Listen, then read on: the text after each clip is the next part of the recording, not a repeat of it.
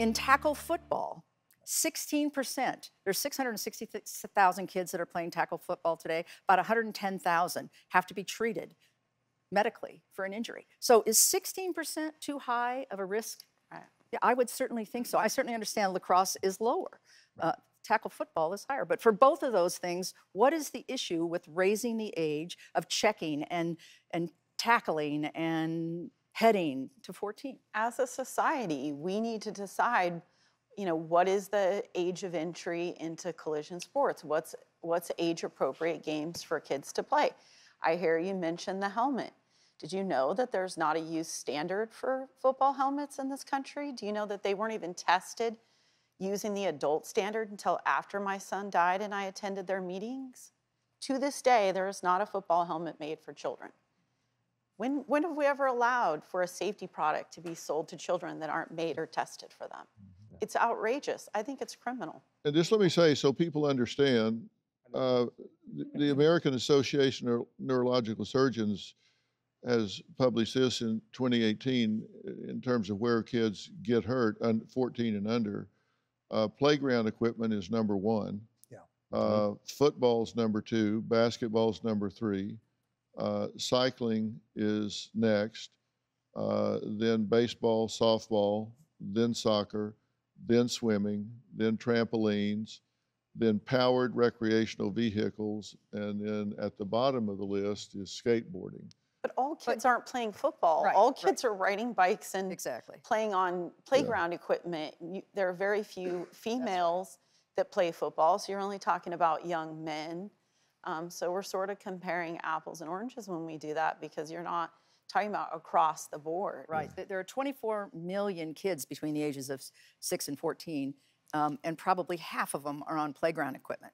And 600,000 of them are playing tackle football. And have almost as many brain injuries as all kids playing on playgrounds. Right. Patrick never had a concussion that we know of. But Patrick he ran for 3,700 yards in high school. They never passed the ball in high school much. They gave it to Patrick. And football, if they know Patrick's going to get the ball, Patrick's going to get pulverized by at least 3 guys every play. And he did that the whole way through high school, and ultimately sealed his fate for the disease CTE. And we live with that every day. I have amazing regret and guilt. For one, I had that voice in my head when I saw him give the first tackle and take the first tackle that maybe this wasn't a good idea. But I quieted that voice because I saw great coaching.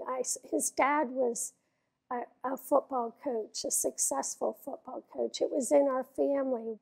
The second regret is that once he started showing CTE symptoms, and there's so many, and it's so awful. They get anger issues. They have trouble with memory. They have depression. They have anxiety. They have paranoia.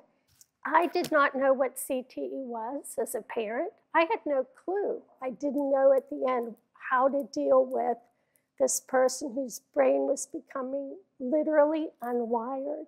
For some reason, people think it's okay for a young developing brain to be consistently hit.